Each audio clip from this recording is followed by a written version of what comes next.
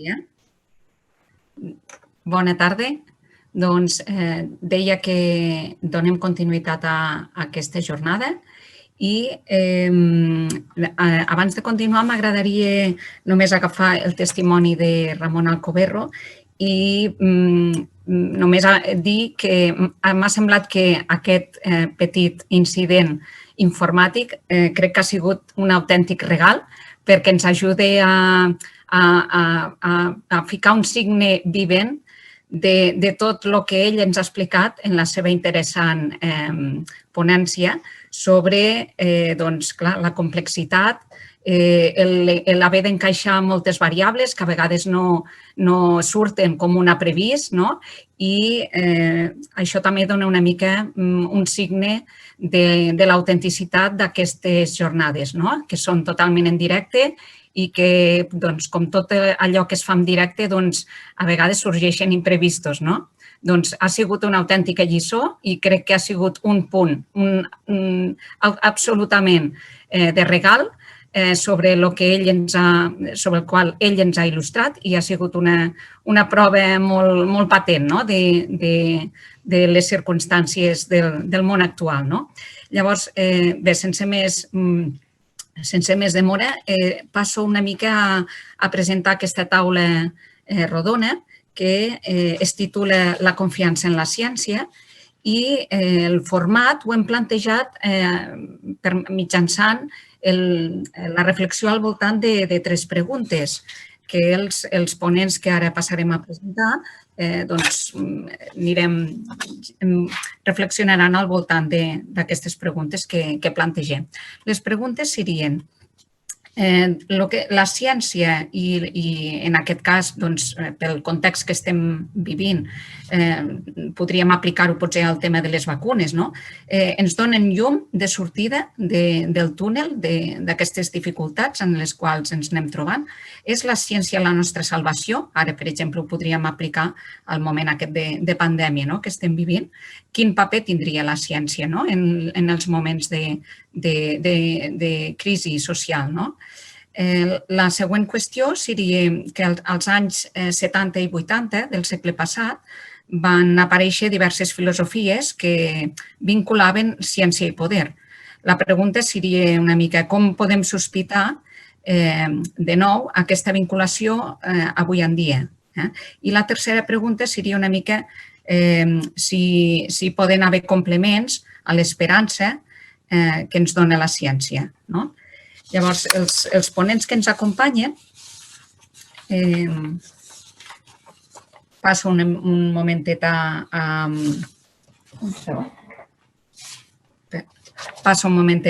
comentar qui ens acompanya. Seguiré una mica l'ordre que surt al programa. En primer lloc, ens parlarà Eduard Batlle, que és llicenciat en Filosofia per la Universitat de Girona, també és llicenciat en Antropologia, és professor de Filosofia a l'àmbit de l'educació secundària i també es dedica a la poesia i té diverses publicacions de llibres.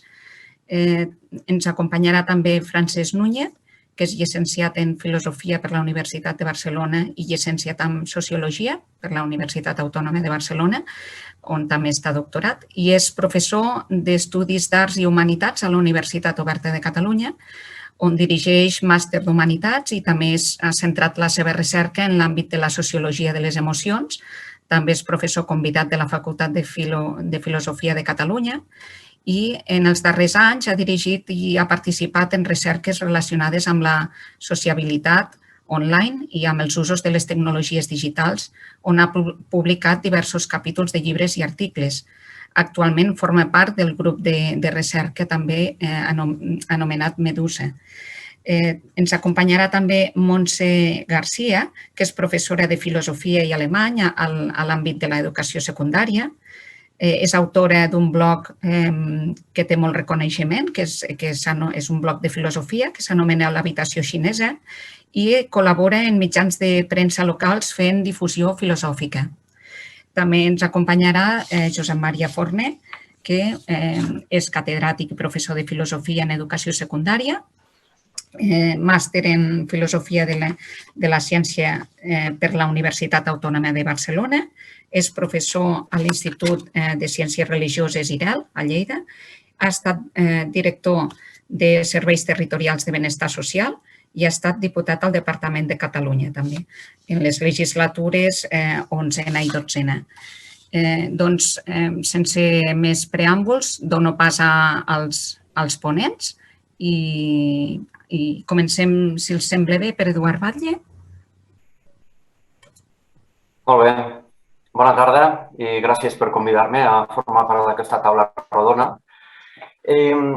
Anant directament a la pregunta, a la primera qüestió, aquesta idea de si la ciència és la solució, si la ciència, havies utilitzat aquesta expressió tan coneguda, de veure la llum al final del túnel, si és una mica la salvació. Jo directament diré que no, i després intentaré veure com matiso aquest no rotund que poso d'entrada. En primer lloc, això ens porta a una consideració de la ciència salvífica, que és una idea molt vella, molt antiga, i que, depenent de l'època, aquesta consideració salvífica la humanitat l'ha trobat en la religió, en la lluita de classes o en el lliure mercat. És una idea reactiva, del tipus hi ha un problema, hi ha una solució. I segurament les coses són molt més complexes que tot plegat. Són molt més complexes i la línia cap a la qual ens dirigim o les línies cap a les quals ens dirigim és segurament la d'una complexitat creixent, com deia el professor Alcover, una entropia, una realitat en la qual segurament l'esquema problema-solució ja és obsolet. Per començar a respondre, vull analitzar una expressió que durant tots aquests mesos ha sigut d'ús comú, d'ús generalitzat i que crec que representa molt bé d'alguna forma l'esquema mental que ha predominat amb les esperances que tenim posades amb la ciència. És l'expressió aquesta de la nova normalitat, esperar la nova normalitat. És una expressió d'allò més absurda, d'allò més ridícula, perquè per definició una normalitat es construeix a través d'unes dades acumulades, d'uns fets passats. I per tant, plantejar una nova normalitat és que pràcticament és un oxímoron, és una contradicció. El que en realitat hi ha al darrere d'aquesta nova normalitat, quan ens ho diuen des de l'àmbit polític, des dels comunicadors, etc., segurament és més aviat una qüestió d'esperança i, per tant, és una qüestió que es mou en el terreny de les emocions. Perquè si alguna característica interessant té el que ens ha passat durant aquests mesos, el que està passant encara ara, és que probablement sigui un dels primers fets, almenys en aquesta època, en aquest segle XXI i les darreres dècades, un dels primers fets que té una afectació emocional i intensa global. I aquest és un dels punts interessants que ha provocat i ha tret a lluir, diguem, la pandèmia. No vull ni molt menys tenir les persones que tenien una afectació emocional profunda, per exemple, i se'n van a ajudar, en el cas del desastre del Prestige, a Galícia fa uns anys, o les persones que tenen una gran afectació emocional per les condicions de vida de societats en altres continents o per altres causes que puguin haver. Però que hi hagi una situació que globalment a tot el planeta hagi provocat una afectació emocional tan intensa, crec que això ben bé és una novetat. I aleshores, què és el que succeeix quan hi ha una afectació emocional intensa? Que les reaccions no són racionals, són reaccions de xoc, són reaccions en les quals es dona més pas a l'esperança i al desig que no pas als fets racionals, a les dades o a les consideracions més pensades. I això crec que es mostra molt amb això, amb el concepte de nova normalitat. Això és el que ens agradaria, Però, com deia Hegel, si la història ens ensenya alguna cosa és que de la història no en podem aprendre res, perquè sempre és nova. I, per tant, una nova normalitat no hi serà. Hi haurà un món, també, com deia el doctor Alcover, un món que haurem de construir i que no sabem, no tenim ni punyetera idea de com serà. però situar-nos en l'esquema mental d'una normalitat, de com si féssim un rewind, com fèiem amb les cintes de casset abans, com si poguéssim tornar a la situació exacta de 3-4 anys enrere, és crear falses expectatives i és, sens dubte, enganyar el personal. I amb aquesta vida podem ser de tot menys ingenus amb aquestes alçades del conte. Per això dic que esperar la ciència com una salvació doncs no és un bon plantejament de sortida. Entre altres coses perquè això suposaria una consideració, jo hi detecto en aquesta perspectiva una consideració cientista. No podem demanar-li, no n'hi ha, no en raja, no li podem demanar a la ciència que ens solucioni problemes que no són científics. Aquesta és una qüestió fonamental. Esperar que la ciència sigui la salvació, ens ensenyi la llum al final del túnel, és segurament esperar molt més del que ens pot oferir. I això per diverses raons. Aquest cientifisme, és a dir, aquesta mena d'optimisme de la raó, aquesta mena de creença de fe, perquè pràcticament és fe, en la raó instrumental que ve identificada amb el coneixement científic, no s'aguanta per enlloc. En primer lloc perquè la ciència té límits i té condicionants. Per què? Perquè és un fet social. I els fets socials tenen límits i condicionants. És a dir, no tot es pot guarir, no tot es pot curar. Aquest és un fet evident, elemental.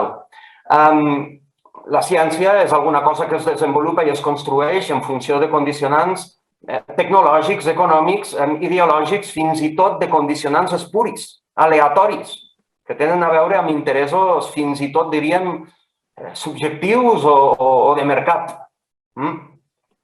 Després també, una altra raó per la qual no espero una salvació de la ciència seria que hem de tindre en compte que una cosa és la metodologia científica i una altra cosa és l'aplicació tècnica.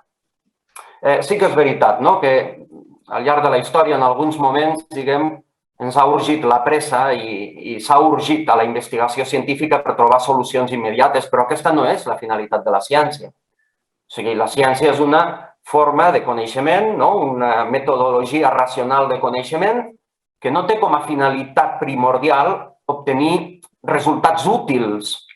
De fet, bona part de la ciència que es desenvolupa no té una utilitat directa o ha tardat segles en tindre una utilitat directa.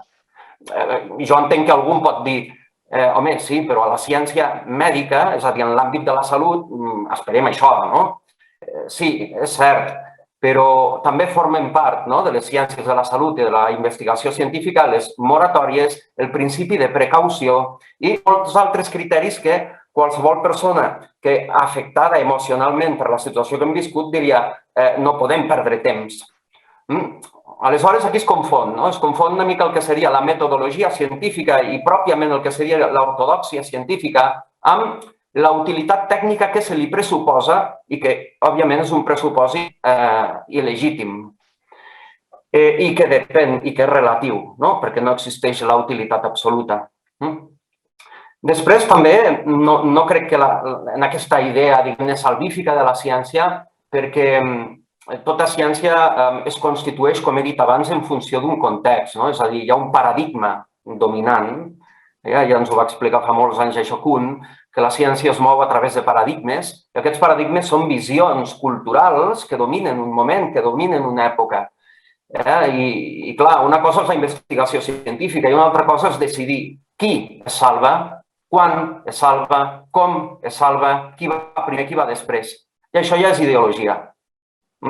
I la ciència per si sola no fa ideologia, sinó que és el context el que la porta en una direcció, la porta en una altra.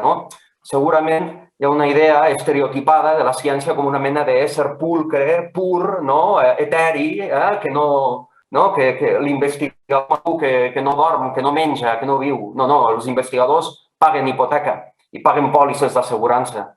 I, per tant, estan condicionats pel context econòmic, perquè sobretot una mica vaig cap aquí en aquesta direcció, el context econòmic dominant i les condicions que aquest context econòmic imposa condiciona també allò que s'investiga científicament i la manera com allò que s'investiga científicament s'aplica i a qui es dirigeix, etc.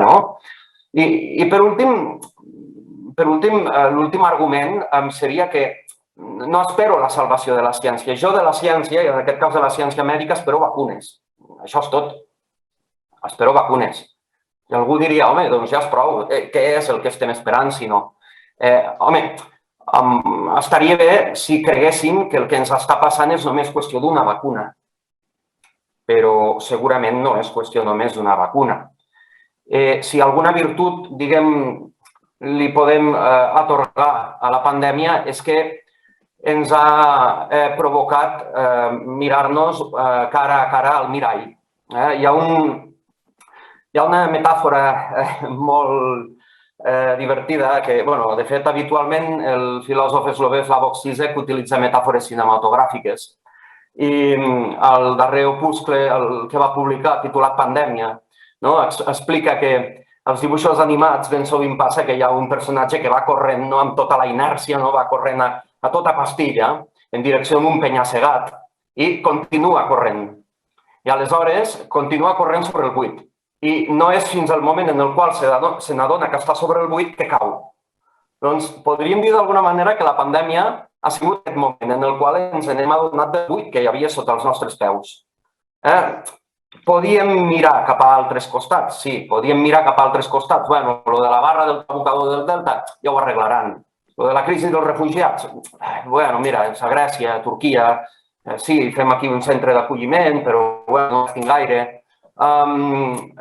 L'augment dels discursos xenòfobs, ultradreta, dels populismes, la propagació de la pseudociència en un teòric món de la informació i del coneixement, tot això suposo que en parlaran els companys més endavant.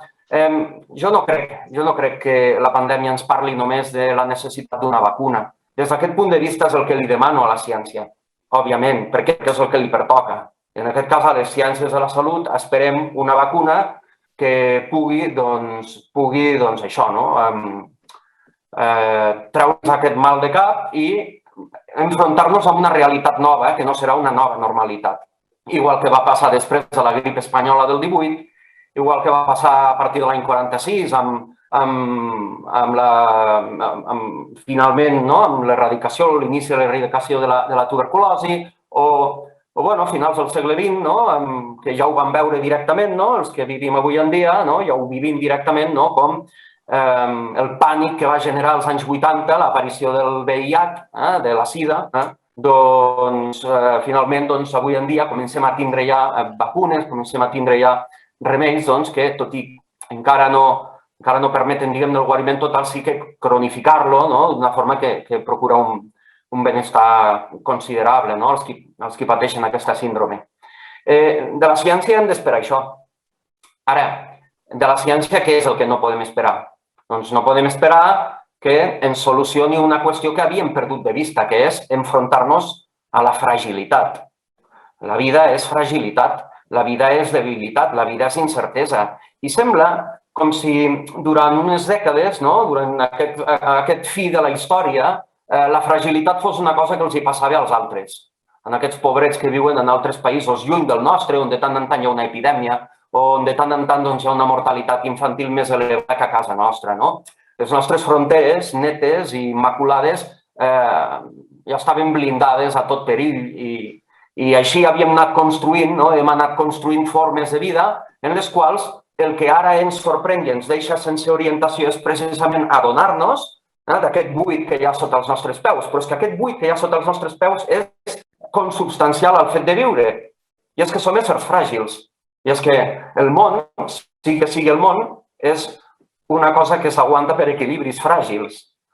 És a dir, la debilitat i la fragilitat formen part de la vida. I ara això què passa? Que se'ns enfronta, ho veiem al davant. Ens ha esclatat al davant amb aquesta pandèmia. L'altra qüestió que ens ha esclatat i per la qual no espero que la ciència em doni solució és el problema sistèmic.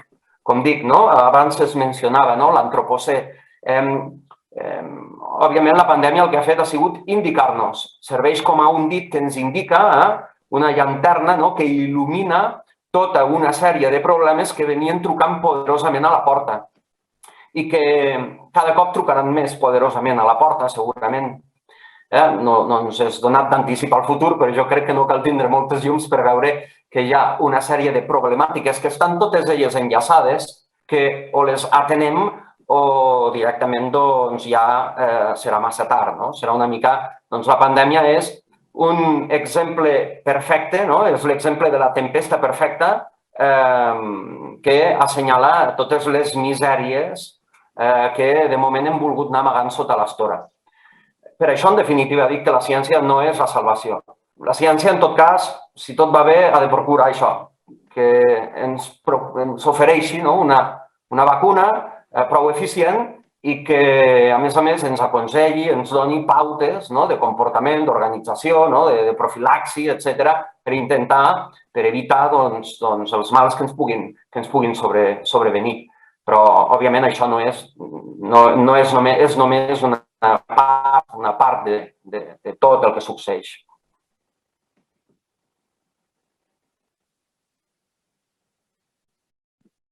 Molt bé, doncs moltes gràcies, Eduard. Has llançat uns punts de reflexió molt interessants i donaríem pas al següent ponent. Passem amb Francesc. Francesc, et donem pas.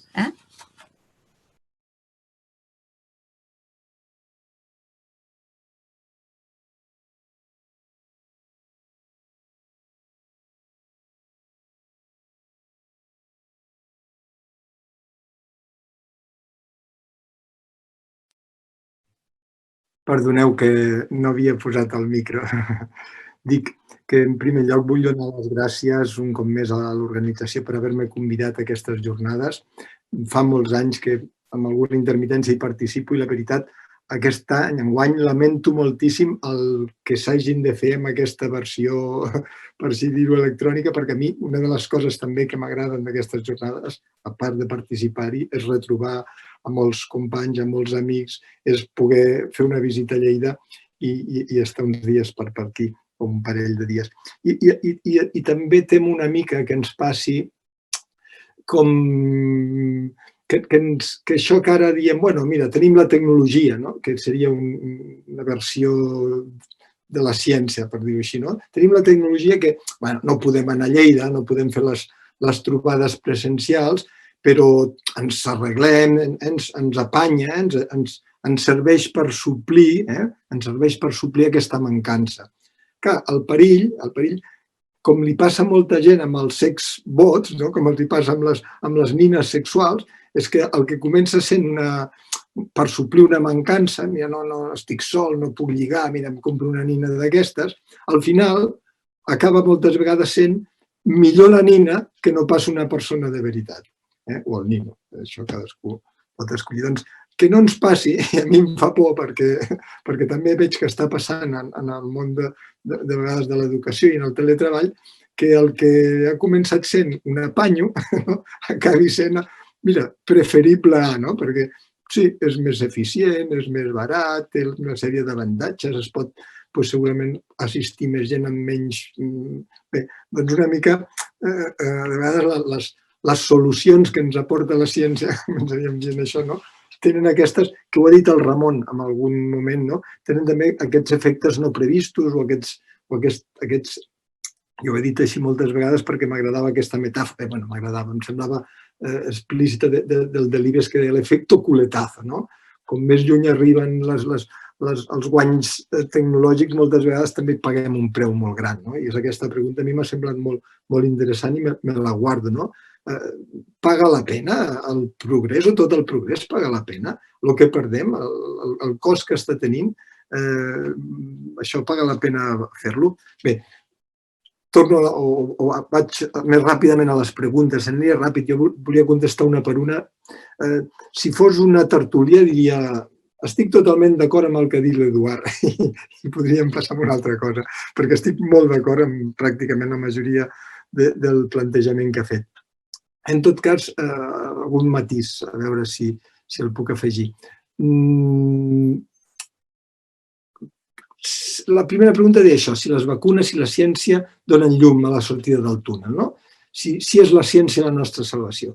Segurament si el Ramon hagués participat aquí diria que és inconvenient, que no està encertat parlar de la ciència amb llenguatge religiós, però, i centraré la meva resposta en aquesta qüestió, però no hi ha cap dubte, jo crec que no hi ha cap dubte que des de l'àmbit polític i també des dels estaments científics s'ha fet un ús, un relat salvífic del paper de la ciència i de les vacunes en aquests moments. Se l'ha fet i ha tingut un valor important. I encara era més així fa uns mesos. Jo no sé si recordeu quan apareixia en pantalla el Fernando Simón o també la consellera, l'Alba Vergés o qualsevol polític, jo ho vaig comptar una vegada. És que no passava un minut, de veritat, no passava un minut sense que no aparegués la paraula ciència o científics. Ens encomanàvem en una situació en la que no tenien, precisament perquè no sabíem el que ens esperava, també com ha dit el Ramon, no tenien ni idea del que es podia i del que s'havia de fer. Com a mínim teníem, com jo ho vaig veure així, passava com quan hi ha una sequera molt gran i s'allarga molt i ja no saps més què fer, doncs a molts pobles encara treuen el Sant Cristo gros de processó per veure si ens il·lumina i si és capaç d'intervenir d'alguna manera. Doncs bé, jo crec que amb la ciència, amb aquesta situació, s'ha fet exactament aquest ús de Sant Cristo gros. Teníem aquí uns estaments, un discurs, no tan sols un discurs, perquè aquí no era un coneixement científic, sinó era la tecnociència la que ens salvaria. I jo crec que no hi ha hagut cap dubte de que s'ha fet aquest paper i de que els polítics han estat recorrent el Sant Cristo gros de la ciència per calmar una mica l'horitzó d'incertesa. És veritat que possiblement algú diria que no és el mateix, que no és el mateix, que el fonament de l'esperança amb el Crist no és el mateix que el fonament de l'esperança amb la ciència i que potser no sé, la ciència ja està complint la seva promesa, d'alguna manera estan doblegant, que això és el que ens van prometre que faria, està doblegant la corba i d'alguna manera també frenant l'enemic que seria el virus. Entre parèntesis, és molt interessant, si teniu temps, analitzar amb quines metàfores i en quin llenguatge es parla del virus. Veureu que acaben sent una mena de, per no ser ni vida tan sols, que diuen que no són ni tan sols vida, tenen voluntat, intenció, estratègies, són una cosa molt curiosa i molt interessant de fer aquesta anàlisi de la manera com es parla del virus. Realment interessant. Bé, passo, no és, com ens ha dit la ciència, la solució, no té efectes salvífics, com a molt això, esperem que ens porti vacunes. Però anem a la segona pregunta. La segona pregunta parlava de la relació entre ciència i poder i se'ns preguntava si encara hi havia aquesta vinculació. I hi havia un element que, de fet, és en el que m'he fixat més, que la Meritxell no l'ha dit, que se'ns preguntava si cal combatre els negacionistes i les medicines alternatives per no científiques, i de quina manera. I he pensat, no sé, una mica de veure quin fonament tenen els negacionistes. En primer lloc, més enllà d'això que anomenem el coneixement científic, aquesta discussió que portem ja diversos segles sobre si és el portador de la veritat o si hi ha altres possibles discursos de veritat. En qualsevol cas, la ciència s'ha arrogat el discurs de la veritat. Si agafeu l'últim llibre, ho dic perquè és molt interessant per veure quin és de vegades l'empoderament del científic, no l'últim llibre, un llibre del Hawking, de l'Stephen Hawking, l'última pàgina d'aquell que es titulava Les fletxes del temps, diu literalment que quan acabem d'acordar les macros i les microteories, diu que literalment que estarem en possessió de la ment de Déu. Així mateix, i es queda tan ample. O sigui, la ciència està molt a la vora d'estar en possessió del coneixement de l'univers sencer, de les lleis que regeixen l'univers sencer. El Déu de Galileu, va dissenyar aquest món amb caràcters matemàtics. Bé, però a part d'això, la ciència és també, entre altres coses, un conjunt de pràctiques. La ciència, sobretot això, la tecnociència, i un conjunt de pràctiques que són aquestes que s'apliquen per gestionar els hospitals, a la medicina, en el transport, en les comunicacions, en els satèl·lits espacials que ens permeten anar a Mars i totes aquestes coses que permet fer la ciència. Llavors, aquestes pràctiques, és evident, és obvi que aquestes pràctiques que requereixen unes inversions enormes de capital i de control de tots aquests mecanismes, estan encara, o han estat moltes vegades, al servei i en les mans dels que tenen bona part del poder econòmic, polític i, en definitiva, social. El saber i el poder, en aquest cas la ciència i el poder, sempre s'han donat de la mà, sempre s'han donat de la mà. I no només perquè el saber sigui una forma de poder. El saber et dona un control, això et dona un coneixement. En els índios yaqui de Nou Mèxic, els bruixots són els savis i són homes de poder, diuen així, són els homes de poder, perquè el saber, el coneixement dona poder.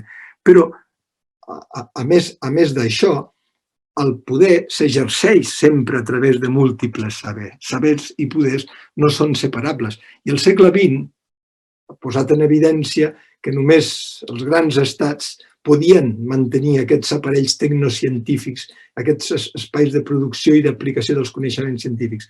I avui en dia, no només els estats, més aviat ho estan com perdent, i són grans corporacions, interessos privats, els que tenen aquesta capacitat de generar això que anomenaríem ciència, que no és el coneixement aquest al que aspira Hawkins, sinó aquesta tecnociència que té uns efectes molt determinats. Llavors, en aquesta situació, d'on sorgeix el malestar dels negacionistes? Anem a veure una mica, no tant, el negacionisme és una actitud irracional, clar, de vegades és negar fets, hi ha poques soltes com el Bolsonaro aquest matí o com el Trump, que es poden permetre el luxe de negar evidències, però anem a veure la part racional que puguin tenir també els negacionistes. Per pensar, no és tan disparatat compartir amb ells la preocupació de la vinculació entre els laboratoris i les vacunes, i tots aquests contractes que sabem, o millor dit, que no sabem el que hi ha darrere.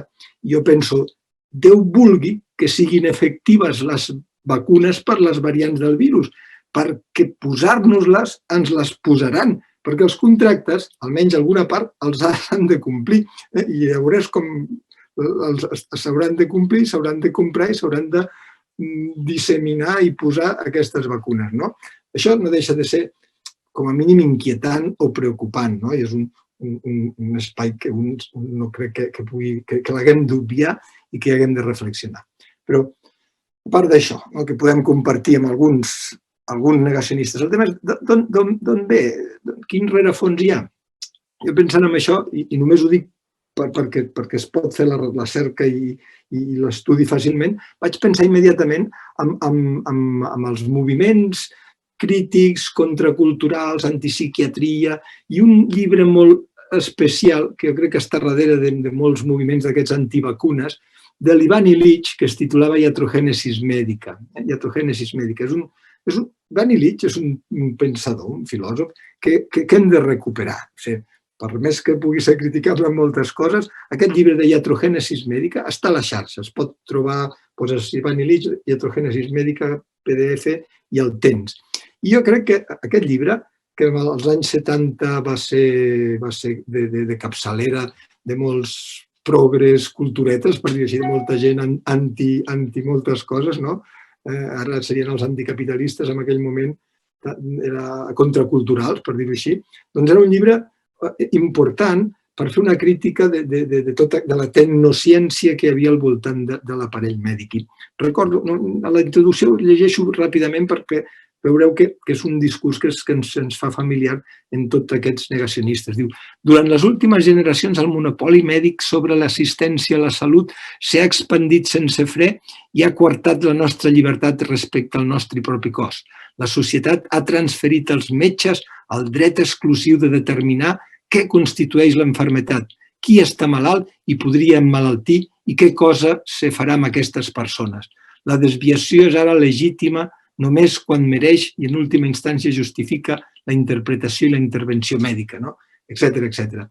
I repassant això, si busqueu els més denostats antivacunes del nostre país, hi ha un per ahí que té un blog i escriu moltes coses, el Carmelo Vizcarra, que és un dels metges antivacunes, que té cert ressò, té un blog i tenia una entrada on sintonitza amb aquesta sensibilitat de l'Ivan Illich i en moltes de les crítiques que es poden fer a la ciència en el moment actual. Diu, la ciencia actual apoya uno de esos dos marcos o paradigmas. El primero es que el mundo es competitivo, agresivo, peligroso, amenazante, y hay que ponerse en guardia y luchar contra los enemigos, virus, bacterias, hongos, y que hay que protegerse de su ataque, es decir, convertirnos en cazadores de microbios, desconfiando de la capacidad autocurativa del organismo humano. En este paradigma es donde tienen sentido las vacunas, pero cada vez que somos más los especialistas que creemos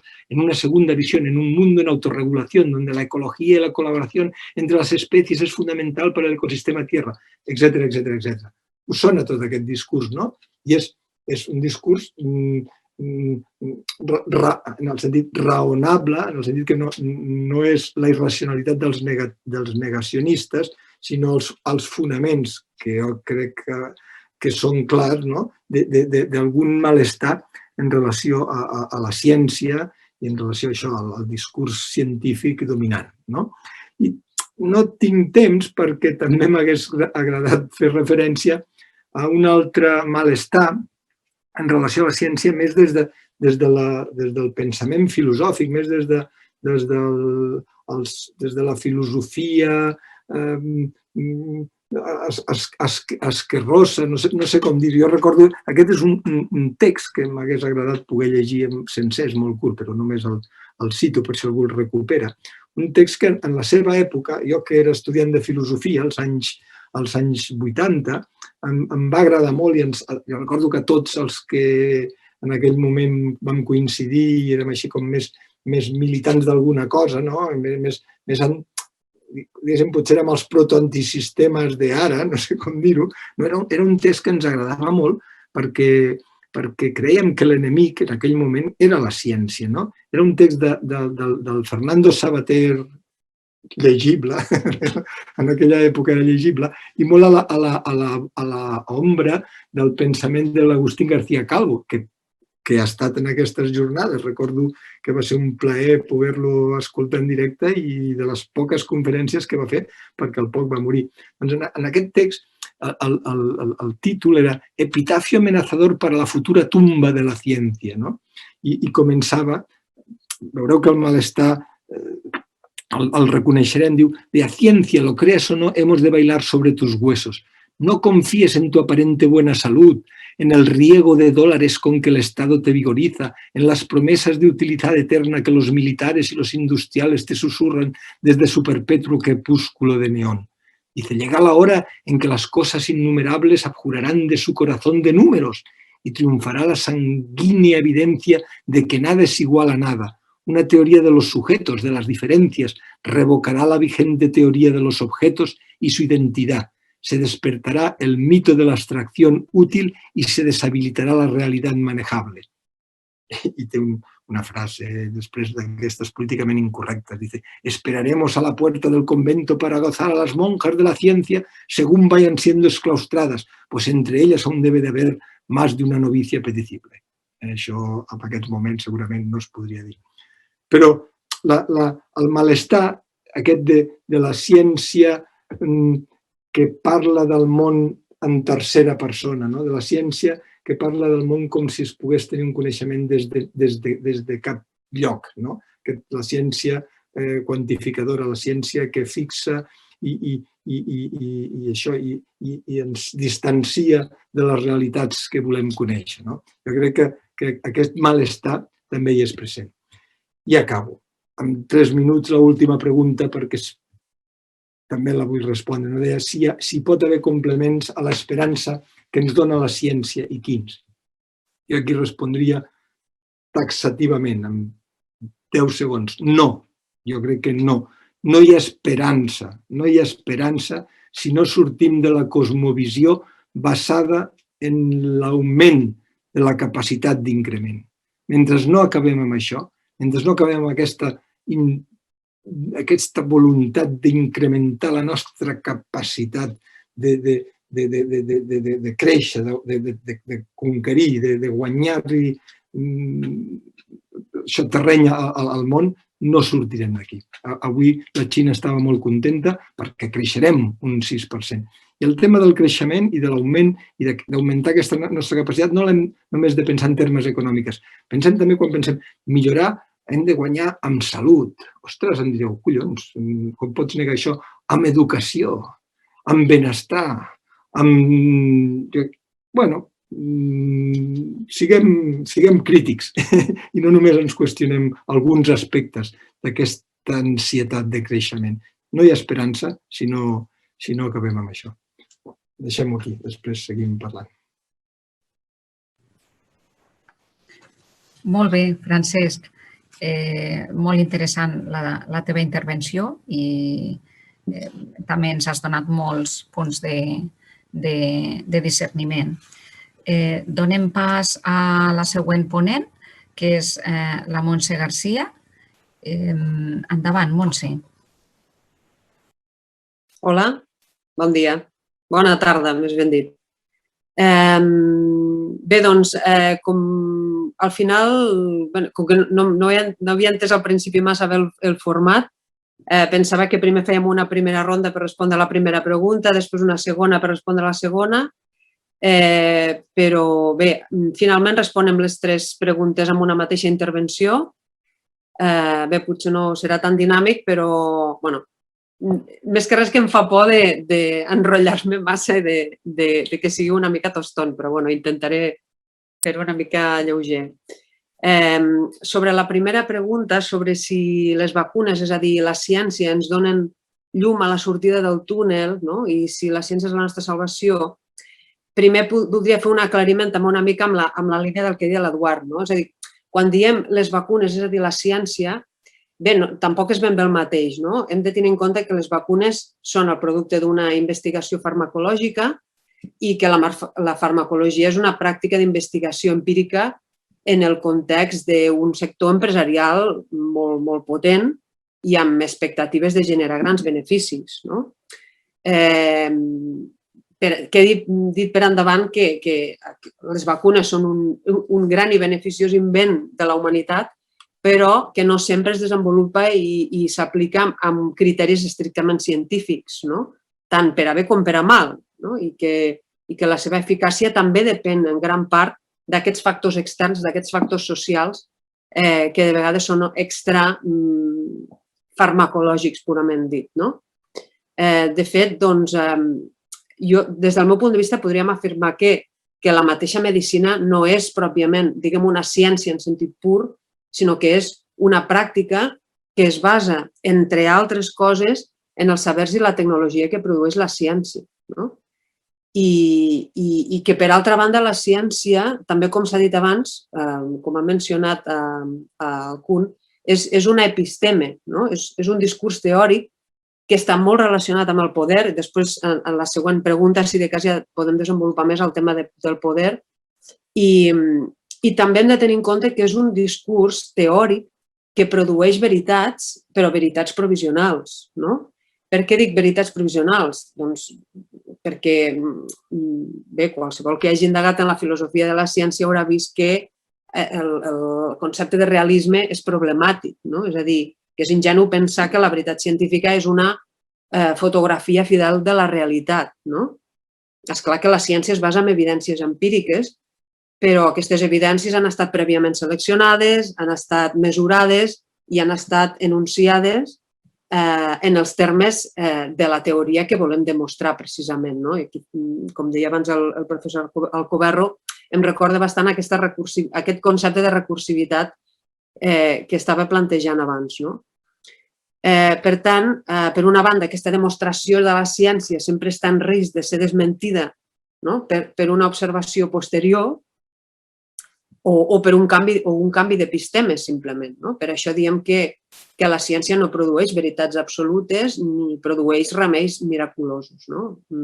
Això seria caure en el cientifisme que abans mencionàvem, és a dir, en aquesta concepció de la ciència com un saber infal·lible, quasi bé com una religió, i que es postula com a única perspectiva vàlida sobre la realitat i sobre la pràctica.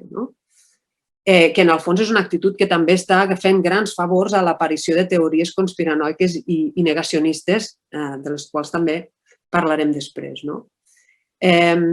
Per altra banda, tampoc hem d'oblidar que la medicina, en especial l'epidemiologia, és una pràctica social i moltes vegades menyspreem les ciències socials a l'hora d'abordar qüestions mèdiques i qüestions científiques.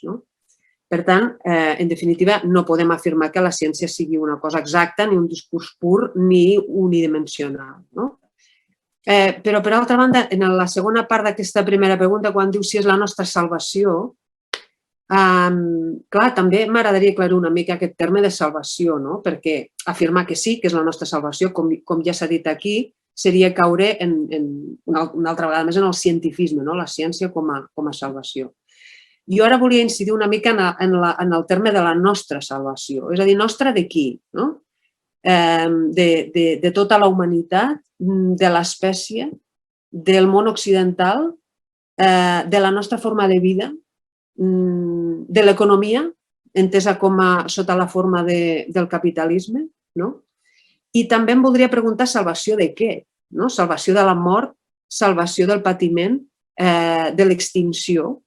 Clar, i en aquest sentit, com a individus, és evident que salvació de la mort no, perquè la nostra mort és un fet inexorable. Com a espècie, bé, tampoc, perquè estem destinats a l'extinció més aviat o més tard. Però tant en la crisi climàtica com en la crisi pandèmica, el discurs està centrat molt en això, en la supervivència i en els drets o en la pervivència de les generacions futures. Però crec que aquesta només és una de les dimensions del problema. Crec que té més sentit parlar de la nostra salvació com a societat, com una societat que té una determinada forma d'existència, unes determinades relacions de poder, i clar, això són coses extracientífiques, com també s'ha dit abans. Depèn de com es conformin les relacions socials. Per tant, podem parlar de salvació en el sentit de si com a societat som capaços de generar unes estructures de suport mutu, de garantir una vida digna per tothom, o, per contra, si aprofundirem encara més en la formació de ciutadans de primera o de segona o de tercera categoria. Per tant, si la ciència no serveix per crear aquestes condicions dignes en un context de solidaritat, en aquest sentit la ciència no és cap salvació de res en absolut. En quant a la segona pregunta, sobre la relació o la vinculació entre ciència i poder, sobre si podem sospitar de nou en aquesta vinculació, doncs jo crec que no crec que s'hagi deixat mai de sospitar sobre la vinculació entre ciència i poder. És a dir, després de les anàlisis que, per altra banda, el Francesc també mencionava abans, d'Ivan Illich o bé de Michel Foucault, crec que ningú s'atreveix a obviar aquest enfoc de la medicina o de la ciència com a discurs de poder, com a estructura que conforma les condicions socials i ara també podríem dir internacionals.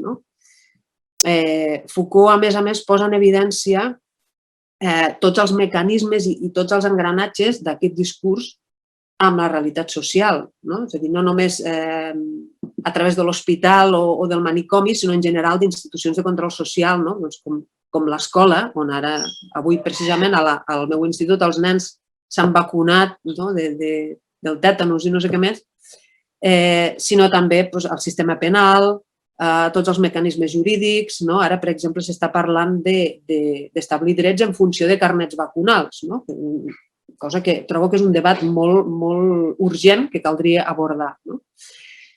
Per tant, l'anàlisi de Foucault em sembla que és molt clara i crec que és una anàlisi que, bé, més enllà d'incidir en la bondat o la maldat d'aquesta màquina que és el poder, el que em sembla molt clar és que deixa molt clar el seu estatus ontològic. És a dir, després de Foucault no es pot abandonar aquest enfoc ni es pot negar aquest fet ontològic. La ciència no només existeix com a discurs teòric, sinó que forma part de l'engranatge del poder. Llavors, sobre si cal combatre el negacionisme o les medicines alternatives, jo crec que aquí hem d'anar molt en compte, perquè les medicines alternatives no les posaria al mateix sac que el negacionisme, perquè al darrere hi ha motivacions diferents, tot i que puguin coincidir en una mateixa persona. Però, clar, en primer lloc, quan parlem de pseudociències, hauríem de tenir molt clar que si existeix una pseudociència és perquè existeix la ciència. És el criteri de demarcació de Popper. Hem de tenir clar també que no existeix un mètode científic universal i ahistòric, perquè això, com s'ha dit, aquesta visió és fruit d'una manca de perspectiva històrica, filosòfica i social sobre la ciència. I també una cosa en la que especialment voldria incidir, que l'èxit de les pseudociències respon a un problema cognitiu que té a veure en com els individus poden entendre aquesta pràctica científica. Per exemple, la imposició de les vacunes o del discurs científic en general pot suposar pels individus una negació del dret a dubtar de l'efectivitat o de la conveniència d'unes determinades vacunes o una determinada mesura, sense que se'ls acusi d'antivacunes o de negacionistes. És a dir, les persones penso que han de tenir dret a saber i han de tenir dret a dubtar, que són les actituds científiques per excel·lència. Per tant, allò que porta les persones a confiar en la pseudociència és precisament aquesta desconfiança en la ciència per diferents causes, per aquesta prepotència o pel seu acriticisme o pel seu lligam amb el poder, com hem dit ara, o també per qüestions socials, per mancances en el sistema d'atenció sanitària, per exemple. Si la gent es sent desatesa, doncs busca atenció. I si les medicines alternatives em donen atenció, doncs benvingudes siguin. Llavors, si la ciència i el seu mètode no s'explica bé, és a dir, si la ciència no s'explica des del respecte cap al dret a dubtar, ja no dic cap a la llibertat de pensament, sinó cap al dret a dubtar, i no s'explica des de la humilitat de ser una disciplina rigorosa però limitada, si no posem tots els mitjans a l'abast per crear una atenció sanitària òptima, creixerà l'adhesió a les pseudociències. Cosa que, per altra banda, tampoc crec que sigui un perill. No hi ha un important percentatge de la població encegada pel fanatisme cap a les pseudociències. Llavors, si se'n parla com una amenaça, també penso que hi ha un cert interès en convertir la batalla ciència-pseudociència en un espectacle mediàtic, com de difusió i de reforçament de la ciència com a discurs de poder, més que no pas com un discurs crític. Però penso que aquesta tendència existeix dins del camp de la divulgació científica, aquesta batalla ciència, aquest espectacle ciència-pseudociència. Per altra banda, sobre el conspiracionisme i el negacionisme, penso que s'aprofiten d'aquesta prepotència i d'aquests buits cognitius que genera el cientifisme o atencionals que deixa la ciència i, clar, si tenim buits de comprensió, doncs intentem omplir-los. És la ment humana, com deia Aristòtil, volem saber per naturalesa. Llavors, tots aquests buits intentem omplir-los i d'aquests buits és quan és d'on es nodreix el conspiracionisme. Per tant, sí, crec que s'ha de combatre el negacionisme perquè és oportunista, perquè és un moviment polític de tendència reaccionària d'extrema dreta que s'aprofita d'aquests dubtes i d'aquestes desconfiances que genera la tecnociència, però també cal combatre el cientifisme perquè menyspreant el dubte està fomentant el mateix negacionisme. Per tant, crec que la millor arma contra aquests moviments és la transparència, és no voler evitar el debat. Per altra banda, no sé si m'estic enrotllant molt, ja em parareu. L'última pregunta, només per fer una referència als complements aquests que comentàvem a l'esperança que ens dona la ciència. És que el tema de l'esperança, no sé si la ciència ens dona esperança. La ciència ben entesa, clar, el cientifisme sí, ens dona molta esperança, però la ciència de veritat no veig que sigui tan obvi, perquè actualment la ciència ens alerta dels perills, dels riscos de la nostra forma de vida.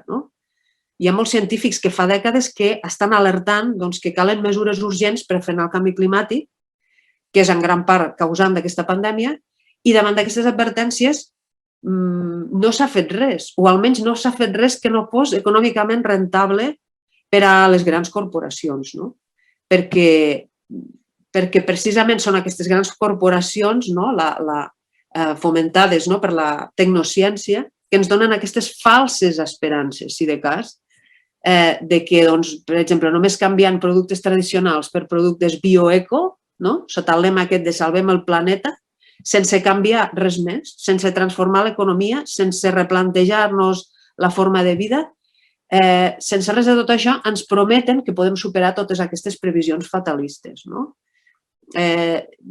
És una mica la filosofia que hi ha al darrere d'aquest gran New Deal, Green New Deal europeu, que proposa un creixement verd sense qüestionar la mateixa idea de creixement. I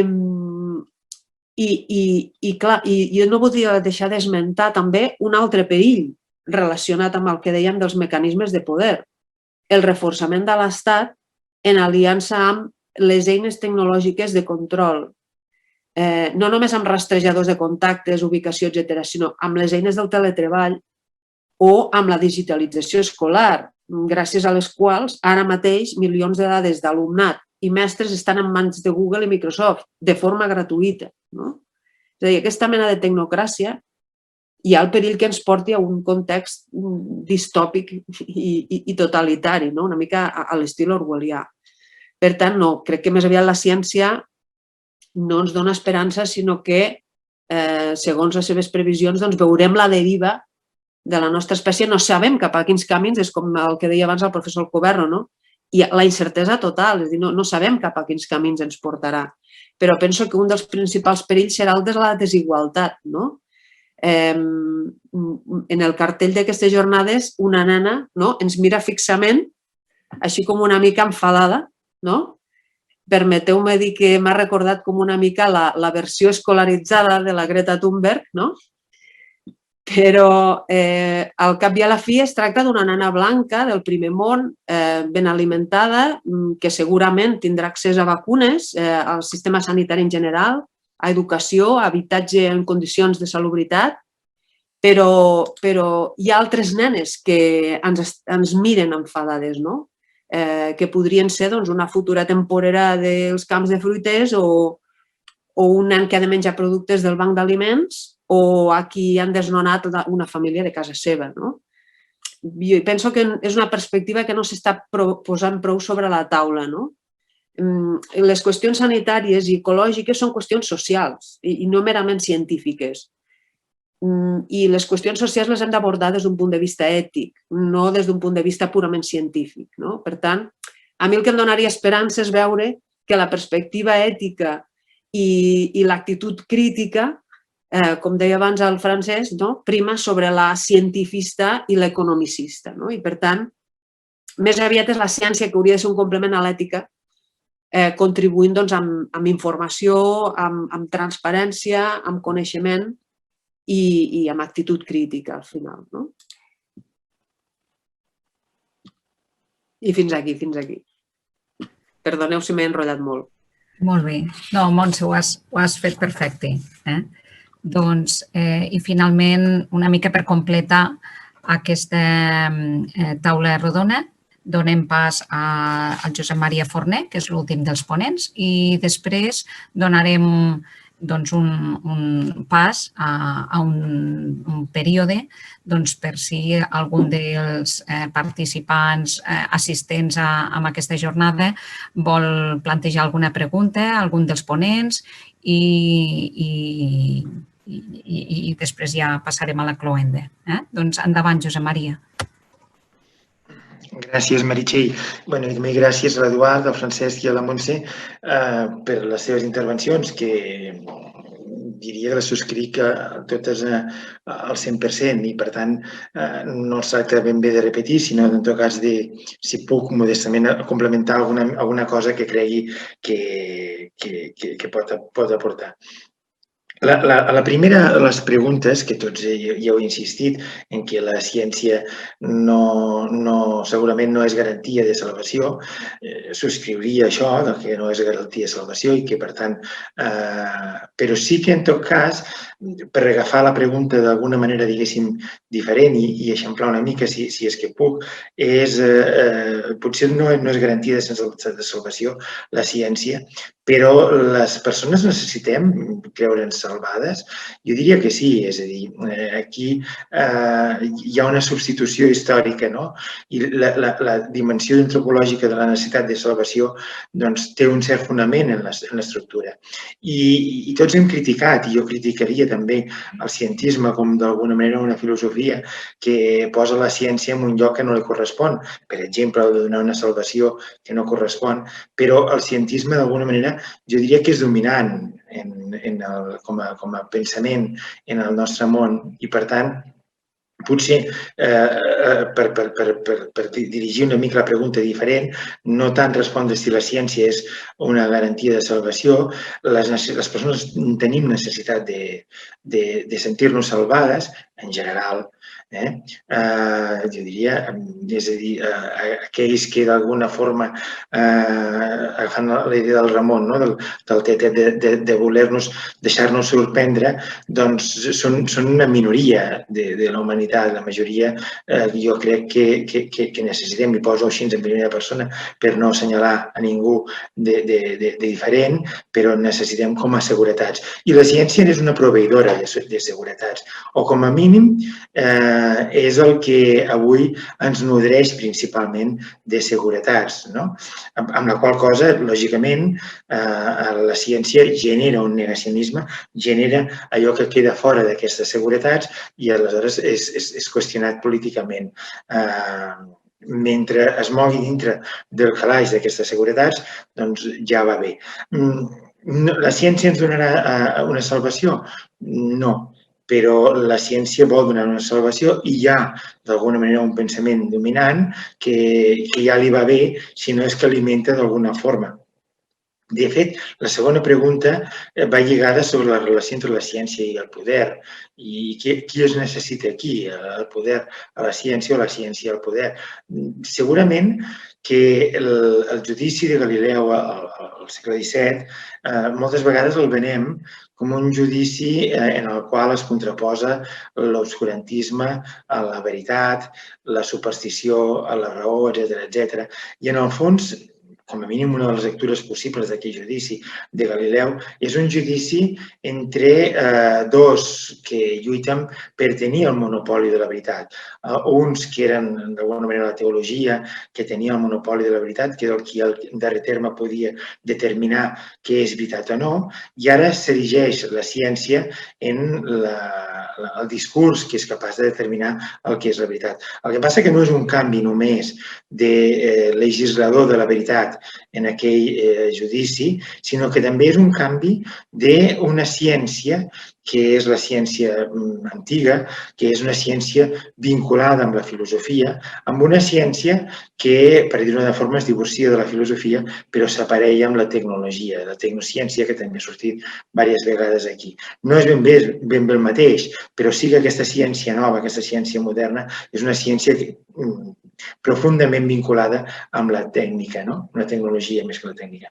I aquesta sí que, d'alguna manera, és poderosa, la tecnologia, perquè aquesta dona poder. És a dir, és la que legitima el fet d'aquest monopoli, aquest relleu del monopoli de la veritat que es produeix en aquell judici, per dir-ho d'una forma, de dir, curiosament, uns apel·len a uns arguments per dir jo tinc la veritat, tinc aquests arguments, i en canvi Galileu aporta uns altres arguments ben deslligats d'aquests teològics.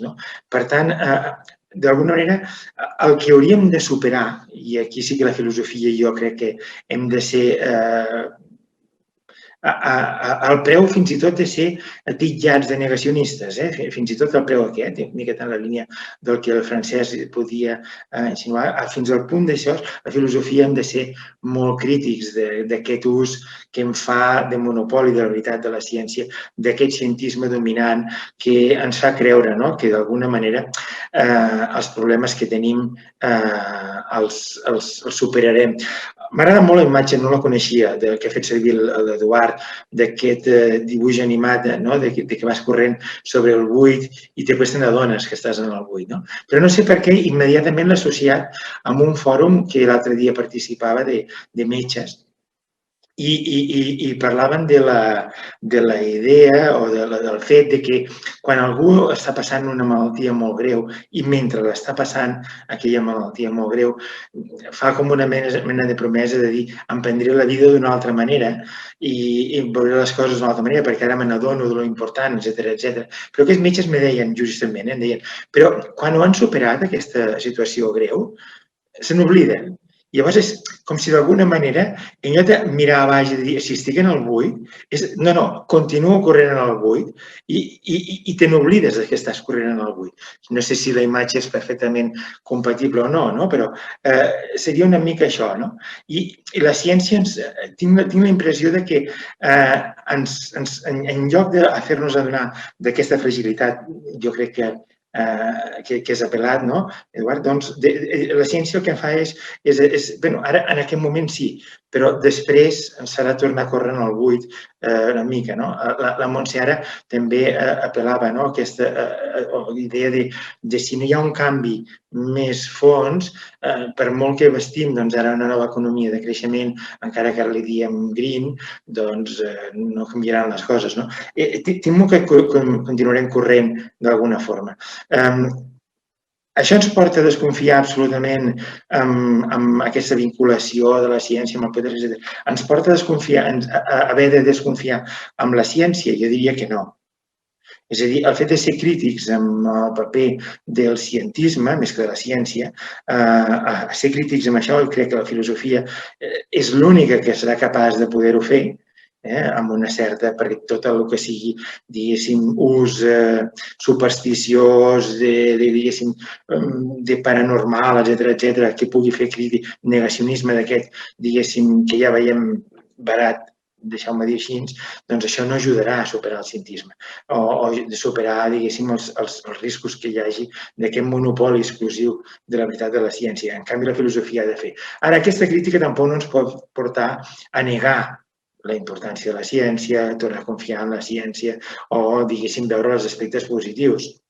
De fet, em sembla que la imatge, aquella que li pregunten a Sòcrates de si és un esclau o és un senyor i ell diu que és un meteco, és un estranger, doncs la condició aquesta d'estranger de la filosofia ens porta a no pensar de ser tan crítics amb la ciència que ens hem de convertir en un negacionista, no, ni molt menys. Aquesta és la funció important de la filosofia en assenyalar, diguéssim, aquestes vinculacions entre ciència i poder, etc., sense caure en un paper, diguéssim, de paranormal, de cosa, diguéssim, estranya i realment anecdòtica. Si hi ha complements a l'esperança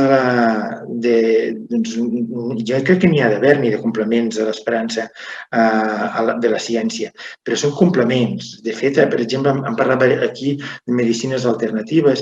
De fet, ja no es recomana no utilitzar el terme medicina alternativa perquè vol dir una medicina que substituiria l'altra, sinó medicines complementàries. Jo crec que aquesta és la feina que ens toca com des de la filosofia i com a reflexió en aquest moment. M'ha agradat molt, la veritat, aquesta imatge no la coneixia, però de continuar corrent en el buit, no? D'assenyalar aquest buit que hi ha sota els nostres peus. Aquesta és la nostra feina, d'assenyalar les sorpreses que d'alguna manera, però també reconèixer que antropològicament necessitem una certa esperança. Necessitem, abans el doctor Coberro assenyalava la importància de que la por no sigui el que ens governa. La filosofia, tot i reconèixer aquesta fragilitat i aquest buit que hi ha sota els nostres peus, no ens ha de fer caure en una mena de depressió de dir estem instal·lats en una vacuïtat, sinó que hi ha possibilitat de tirar endavant i que hi ha possibilitat de continuar caminant.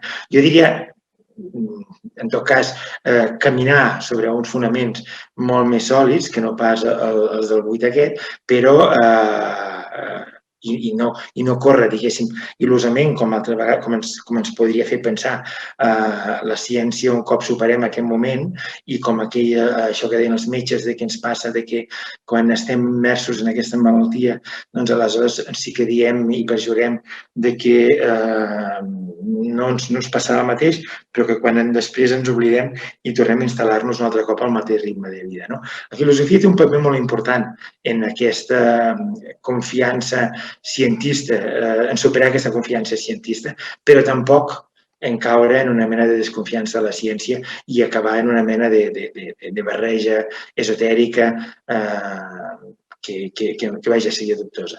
Una miqueta serien les idees generals que voldria assenyalar i com que crec que anem de temps una mica justos, en tot cas dieu. Gràcies. Donem pas una mica a uns minuts per donar peu als ponents, si voleu afegir alguna cosa, i si no passaríem, si us sembla bé, a comentar alguna pregunta de les persones que també ens estan escoltant, dels participants que estan assistint a aquesta jornada. Doncs, si us sembla bé, amb una de les preguntes del xat, en Pere ens apel·la una mica a la reflexió sobre que el paper una mica de la informació en relació a que aquest context de la pandèmia, en el qual tant se parla de la mutació del virus, ell planteja que sembla com que la solució científica, ell diu, que sembla que no n'hi ha prou, i que sembla que ens interpel·la a reflexionar sobre quin ha de ser el paper de la informació. Diu com hem de fer per encaixar aquest binomi entre poder i ciència en aquest context tan canviant. Sembla que entenc que el que ens vol preguntar és una mica el paper que té aquesta informació, que és una informació que, igual que canvia el virus, també la informació també estem assistint a uns canvis molt ràpids, no?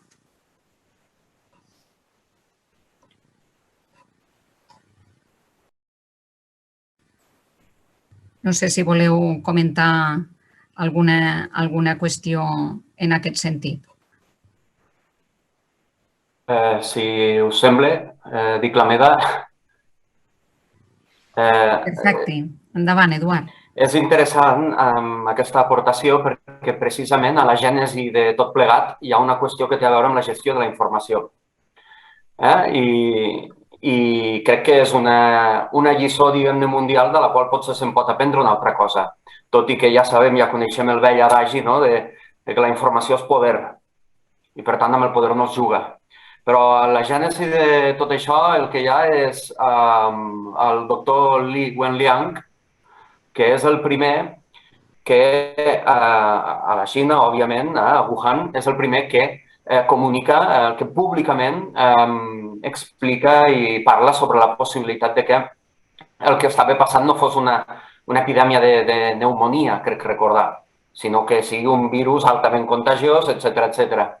I com aquesta informació, doncs, com va ser perseguit, com se'l van endur a comissaria, com va estar aïllat, com va estar separat de la seva família, i finalment, probablement, no dic que directament, però després ell, paradoxalment, va ser víctima del coronavirus, va morir per la Covid.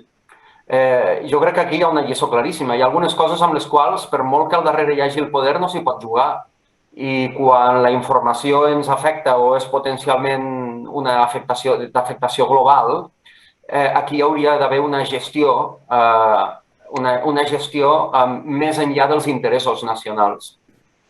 Clar, digues-li això a la Xina, ja ho sé, això és el que ara em direu, no? Però és interessant perquè el que hem assistit ha sigut en directe a un trafiqueig d'informació i com, a més, hi ha hagut com un treball com els tècnics del teatre que enfoquen en una direcció o una altra a mesura que s'han anat donant els esdeveniments. Abans crec que ho deia el francès, per exemple, amb el tema de posar el focus en les escoles. Va haver-hi una febró de si les escoles seran espai de contagi, no ho seran. Bé, d'això ara se'n parla molt poquet, però també dels altres temes. O sigui, abans que passés tot això, en fi, a Catalunya ja no cal ni dir-ho, la informació i quin era l'element central de la vida pública, de la discussió social i política, i de sobte això ha desaparegut. La possibilitat que hi hagi una persecució política amb unes persones, etc., tot això ha passat a un segon o tercer terme. És a dir, la gestió de la informació és un mecanisme del poder per eliminar del discurs central altres informacions.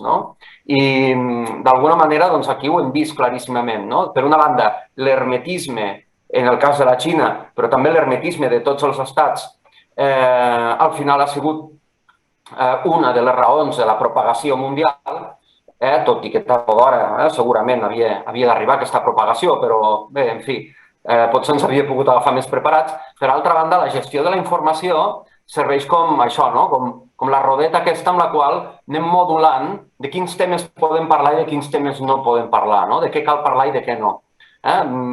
Si parlem dels refugiats i de què és el que està passant als refugiats o no.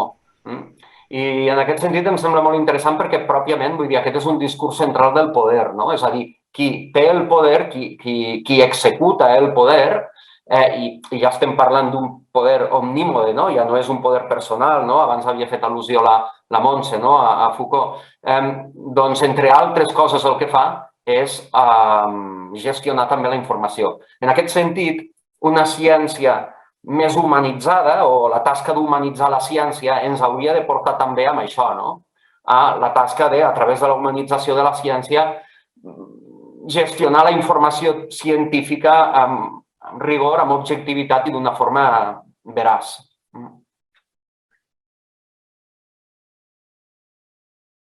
Sí, amb això que ha dit l'Eduard, també hi afegiria una altra qüestió, que estic completament d'acord amb això que has dit, Eduard, però a més penso que, a part de l'enfoc, és també que és purament biologista, és a dir, l'enfoc que ens estan donant de les dades és tants positius, tants malalts, tantes defuncions, etc. A part que és purament biologicista i s'obvien moltes qüestions socials, com deia abans, de provinença, de classe social, de condicions socials de vida, etc., que això és evident que és un factor molt determinant a l'hora de dir qui és més contagiador, qui té més risc de morir, qui té més risc de patir contagi. A part de tot això és que el mateix bombardeig de dades, perquè clar, ara tots estem com la Victoria Abril, metiéndonos en foros i buscant dades i més dades. Llavors, clar, jo penso que tot aquest bombardeig de dades, al final, també és una sobreinformació que acaba sent desinformació. Hi ha, doncs això, com aquesta obsessió en buscar dades que al final per si mateixes tampoc no volen dir res. És a dir, les dades, si no sabem interpretar-les, doncs no serveixen per a res. I a part d'això, sobre qualsevol qüestió trobarem tantes dades a favor com en contra. No? És a dir, de dades n'hi ha per tots els gustos i més, doncs, si ens posem al Twitter, n'hi haurà per tots els gustos. No? És a dir, tota aquesta sobredosi d'informació, al final, també acaba sent una mica com el que deia abans el professor Alcoberra, no? Com més informació afegim, més se contribueix al desordre. No? I quan hi ha desordre, doncs, també és el que dèiem abans, no? Hi ha por i és que hem adobat doncs, per aquestes tendències més reaccionàries, no? Que el que busquen és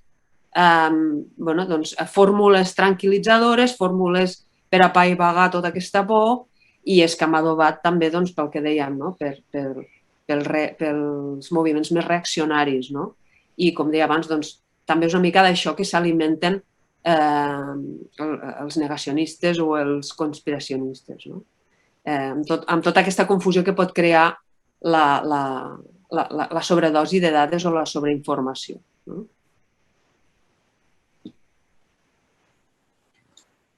Molt bé. Si us sembla, veig que hi ha un altre, en Josep, que també ha fet una pregunta al foro i ell planteja, diu, si la ciència no salva plenament, ell pregunta, ens porta inevitablement amb el pas del temps a la condemna?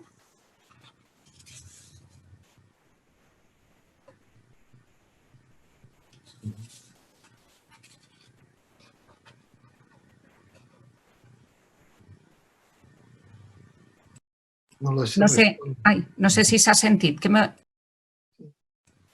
No sé si hi ha algun problema de so. No sé si heu sentit el plantejament.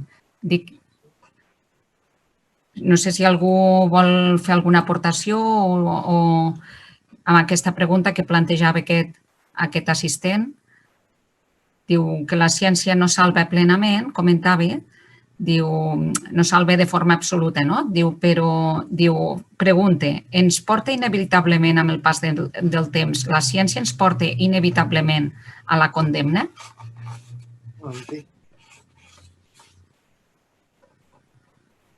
Jo no tinc resposta. No sé què respondre. No entenc massa potser quin és el plantejament. Necessitaria que insistís. No sé, potser trencar una mica aquesta visió, no? És a dir, ser crítics amb la ciència no vol dir tampoc, diguéssim, ser-ne de tal manera que ens porti a desconfiar-ne absolutament. Jo diria que justament és ser capaços de trobar aquell punt, no? De saber trobar la línia que separa entre l'utopia i la distopia possible del món que ha de venir, no? D'una ciència o la tecnologia com una eina que ens pugui permetre un món on desapareixi la fam o una ciència i una tecnologia que ens permeti pensar un món en el qual tots estem supercontrolats i el poder que sap perfectament com a gran germà què és el que fem i pensem en cada moment. No cal tampoc potser això, però que això no ens porti ni a renunciar, diguéssim, deixar d'assenyalar allò que són perills, aquesta condemna, que no sé si l'entenc bé, tampoc, aquesta condemna, però tampoc ser ingenus de pensar que ja tenim tot el potencial de coneixement i de tecnologia com perquè això serà un malson de 2 anys i ja està, i després a tornar-hi, no? A córrer en aquest buit que ens deia l'Eduard. No sé. La filosofia justament és aquesta que ens ha d'aïllar-nos d'aquestes visions salvífiques o condemnatòries que a vegades tenim. No sé si ben bé per aquí anava la pregunta.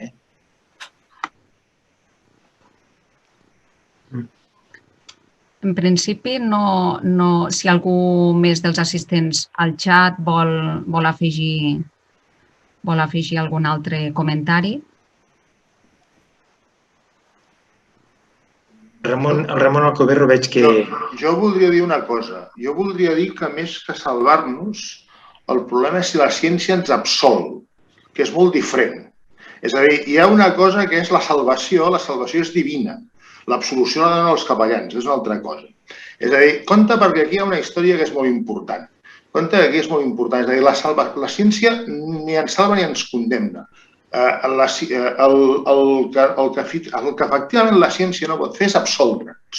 És a dir, la responsabilitat la portarem sempre. I en aquest aspecte, parlar en termes de salvació o condemnació no té cap mena d'importància. El problema és que busquem que la ciència sigui l'excusa per deixar de pensar. I això seria molt greu. És a dir, la ciència el que no pot fer és absoldre'ns de la necessitat de pensar. Això em sembla que és fonamental. És a dir, la necessitat de pensar i en aquests moments que estem vivint actualment, la necessitat de pensar amb molta més gent, obrint molt més el cercle, perquè el cercle de la globalització ja no és dels homes blancs europeus o americans. El cercle de la globalització inclou molta més gent. Això és importantíssim. És a dir, el problema no és, repeteixo, que la ciència ens salvi o ens condemni. El problema és que la ciència no ens pot absoldre. Ens absol la nostra capacitat de ser crítics. És una altra història. No sé si... Molt bé. No tinc res més a dir. Ho he dit potser una mica massa enfàtic, però en fi, va per aquí. Molt bé. Si una mica a mode de conclusió, no sé si algú dels ponents voleu fer algun últim comentari, si no donaríem pas una mica a la cloenda d'aquest primer dia de la jornada. Doncs bé, només una mica per concloure aquesta sessió. A mi m'agradaria també aprofitar breument, només per donar un agraïment, també per haver-me deixat participar en aquesta taula de rodona i en aquestes jornades. També agrair a l'Institut d'Estudis Ilerdencs i a la secció de Filosofia per aquesta tenacitat i adaptabilitat, haver-se sapigut adaptar a les circumstàncies i haver tirat endavant en l'organització d'aquesta jornada. Donar les gràcies a tots els assistents que heu estat seguint aquestes sessions, als ponents que crec que han fet unes exposicions extraordinàries, ens han donat uns punts de reflexió extraordinaris. Jo només m'agradaria afegir que, mirin, realment el ser humà quan està sotmès a patiments, i ara és un moment social de gran patiment, doncs és una llum d'esperança trobar espais on ens ajudin a reflexionar, on ens ajudin a fer una mica un tanc de pensaments, perquè una mica en comunitat es pensa millor, en comunitat compartim punts de discerniment i la veritat que és un plaer poder participar i poder una mica escoltar totes aquestes reflexions que heu anat exposant. Simplement també agrair a la resta d'organitzacions que han fet possible aquesta jornada, Diputació de Lleida, la Universitat de Lleida, l'Institut de Ciències Religioses, IREL, i donar una mica, recordar que la jornada demà continua, que comença a les 10 del matí i que ens agradaria molt de poder compartir aquest espai amb totes les persones que els agrada la filosofia, que tenen interès i que any rere any una mica han anat... Sempre veig que hi ha un públic molt fidel, que això dona una mica senyals de que aquesta jornada és sòlida i més aquest any que han hagut aquestes circumstàncies especials i que el fet que tothom ens haguem una mica adaptat a aquest format telemàtic, perquè les circumstàncies així una mica ho requereixen, doncs donar les gràcies i felicitar una mica als organitzadors i a que tot una mica haguem una mica pogut tirar endavant aquesta jornada malgrat les dificultats. Només volia dir això. Moltes gràcies a tots. Moltes gràcies, us esperem demà. Merci. Adéu. Adéu. Gràcies. Adéu.